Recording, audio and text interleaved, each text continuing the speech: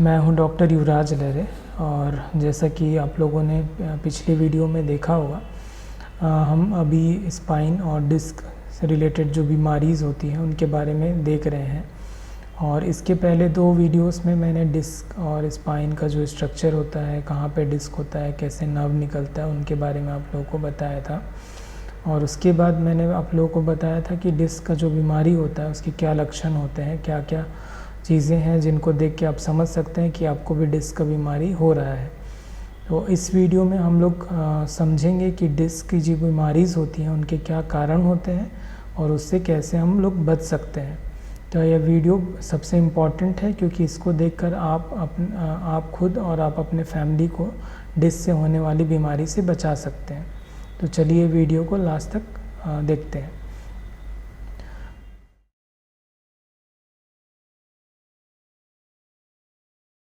ये जो डिस्क का बीमारी है वो किस में ज़्यादा कॉमन है। तो पहला है जनरली ये ओल्ड एज 50-60 साल के जो लोग होते हैं उनमें ज़्यादा कॉमन है। बट अभी के टाइम में हम लोग यंग जनरेशन में 20 ईयर 30 ईयर में भी ये बीमारी देख रहे हैं। दूसरा, अगर मेल और फीमेल को कंपेयर करें तो ये बीमारी मेल में ज़्यादा कॉमन होता है क्योंकि male generally heavy work lifting वाले काम ज़्यादा करते हैं, तो मेल में यह ज़्यादा देखने को मिलता है। देन अगर रीज़न का बात करें तो जो है लंबर जो होता है, कमर दर्द वाला जो डिस्क होता है वो गर्दन वाले जो डिस्क हैं उनसे कहीं ज़्यादा कॉमन है, 10 to 15 टाइम्स ज़्यादा कॉमन है। तो चलिए इनके जो कारण होते हैं उनको एक एक करके जानते हैं। तो सबसे पहला है बैड पोस्चर। बैड पोस्चर मतलब जैसे कि आप अगर खाना खा रहे हैं, टीवी देख रहे हैं या सो रहे हैं तो सही पोस्चर का मेंटेन ना करना, मतलब सोते हुए आप मोबाइल देख रहे हैं या फिर सोते हुए बहुत मोटा तकिया यूज़ कर रहे हैं या फिर जब टीवी देख रहे हैं तो कमर को टेढ़ा करके बैठे हुए हैं, फिर खाना खा रहे हैं तो कमर को टेढ़ा करके बैठे हुए हैं, या फिर अगर किचन में काम कर रहे हैं तो बहुत देर तक गर्दन को मोड़ कर नीचे देखकर काम कर रहे हैं। तो ये सबसे कॉमन कारण है। उसके बाद जो होता है लंबे समय तक ड्राइविंग करना। लंबे समय तक ड्राइविंग करने से क्या होता है, कमर में जो है स्ट्रेन पड़ जाता है और जो डिस्क होता है उसको आगे निकलने में इजी हो जाता है। तो ये जो होता है, जो डिस्क जल्दी अपने जगह से खिसक जाता है। उसके बाद तीसरा जो कारण है वो है वेट लिफ्टिंग। अगर आप रेगुलरली बहुत ज़्यादा हेवी वेट लिफ्टिंग कर रहे हैं तो कमर में स्ट्रेन पड़ता है और कमर का डिस्क जो है वो आगे खिसक सकता है। देन फोर्थ जो कारण है वो है सडन बेंडिंग करना। मीन्स आप अगर बैठे हुए हैं और अचानक खड़े हो जाते हैं तो ऐसे में डिस्क को जर्क लगता है। आप खड़े हैं और अचानक किसी एक साइड में मुड़ते हैं तो ऐसे में भी कमर में जर्क लगता है। देन पांचवा जो कारण जो है वो है चोट लगना। अगर आप किसी हाइट से गिरते हैं कमर या गर्दन के बल पर या फिर ड्राइविंग करते हुए गिरते हैं तो ऐसे में डिस्क में इंजरी होती है और डिस्क का जो है बीमारी आपको देखने को मिलेगा।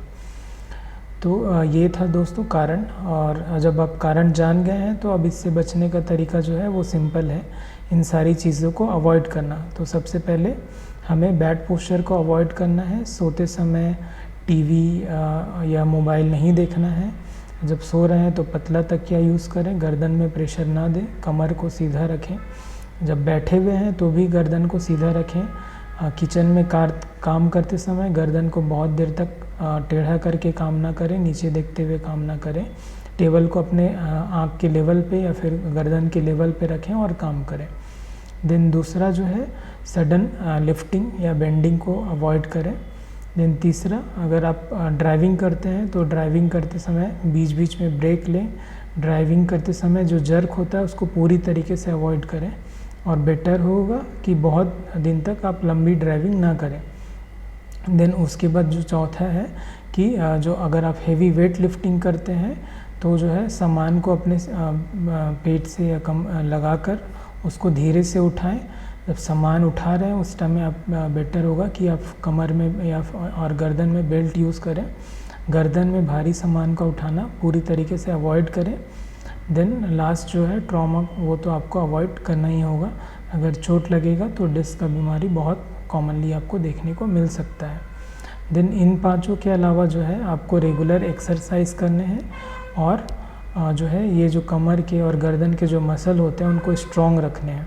जैसे कि एरोबिक एक्सरसाइज हो गया, और एक्सरसाइज के बारे में हम आगे आने वीडियो इसमें भी आपसे डिटेल में बात करेंगे।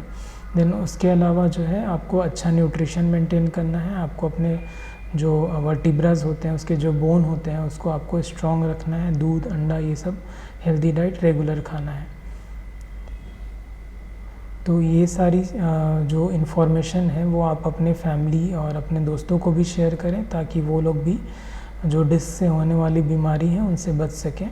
और ऐसे इन्फॉर्मेटिव वीडियोस देखते रहने के लिए चैनल को सब्सक्राइब करें। थैंक यू दोस्तों।